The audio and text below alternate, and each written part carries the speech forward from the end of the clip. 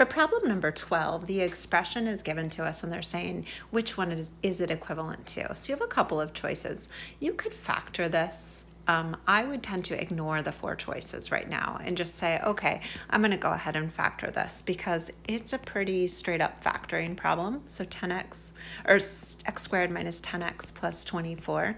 I know it's going to go into 2 binomials.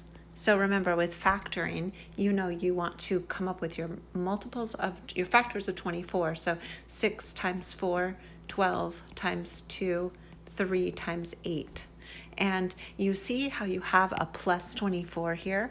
Since this is positive, you're going to either have to have 2 negatives or you're going to have 2 positives, right?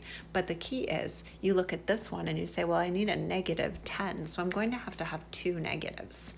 So any of these, if they're going to have to be 2 negatives added together, have to give you 10. So the only option there is your 6 and your 4.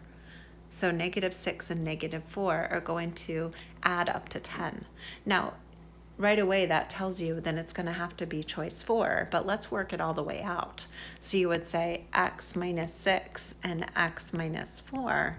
So when I multiply this out, I end up with my x squared like I thought, minus 4x minus 6x plus 24. The better you are with factoring, the less work you'll have to do here.